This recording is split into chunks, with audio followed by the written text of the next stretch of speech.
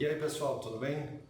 Mais uma questão do ENAD 2019, dessa vez a questão 26 sobre banco de transformadores. Tá?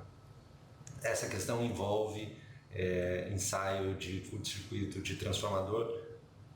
São questões, como eu já comentei, típicas, né, de concursos ou da prova do ENAD. Beleza, então vamos ver como se dá essa questão. Foi utilizado um banco de 3 transformadores monofásicos. A gente pode utilizar um banco de transformadores monofásicos para emular um transformador trifásico, né? Para substituir um transformador trifásico em instalação. Perfeito. Porém, os dados de placa desses transformadores monofásicos foram parcialmente perdidos e não há informações sobre sua impedância de curto-circuito. Com essa informação é importante para determinação da corrente máxima de curto-circuito da instalação, o engenheiro responsável por ela decidiu efetuar um ensaio de curto-circuito. A frequência industrial em um dos transformadores monofásicos compõe o banco. Os valores medidos, tendo por referência o lado da fonte, estão na tabela a seguir.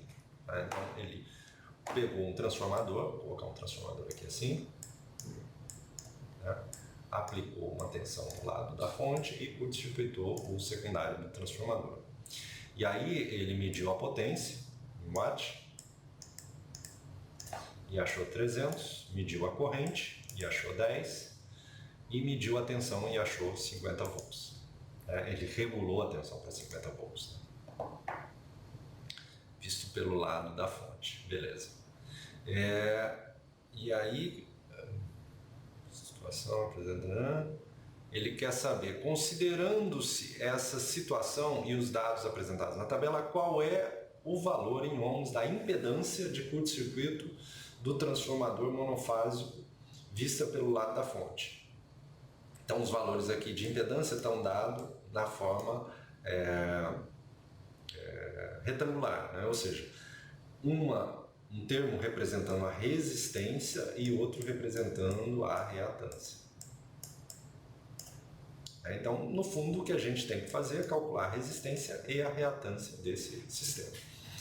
E a solução para isso é a seguinte: tendo os valores de potência de curto-circuito, corrente de curto-circuito e tensão de curto-circuito medidos, a gente tem que ter em mente que, dado que o secundário foi curto-circuitado, a corrente ela circula, né, por um caminho que evita o núcleo do transformador. Se evita o núcleo, né, a resistência do transformador, né, a resistência, ela está principalmente associada à resistência dos enrolamentos, né? É claro que tem parte da corrente que circula por aqui, mas a resistência está principalmente associada à resistência dos enrolamentos no ensaio de curto-circuito. E aí, como esse transformador está sendo monitorado pela potência, tensão e corrente, a gente pode ver esse transformador aqui, ó, como uma impedância. A gente pode tratar ele como uma impedância. E dado que ele é uma impedância, a gente tem o R, que é a resistência desse transformador, né? Pensando nele como uma impedância, né? Nesse caso, a gente pode assumir que a gente despreza o ramo magnetizante, porque a corrente circula mais pelos enrolamentos, e uma corrente de curto-circuito ao quadrado que está passando. Ora, R é justamente o que a gente não tem. A gente tem a potência de curto-circuito e tem a corrente de curto-circuito. Então a gente pode calcular o R, que é igual a 3. A gente já elimina pelo menos 3 alternativas aí. A potência de curto-circuito do transformador S, ou seja, potência complexa, ela pode ser calculada como a tensão vezes a corrente. E a corrente de curto-circuito ela pode ser dada pela tensão de curto-circuito que está sendo aplicada nesse transformador, dividido pela impedância do transformador. Né? Então, eu falei potência complexa, mas nesse caso a gente está avaliando a potência aparente, né, do transformador.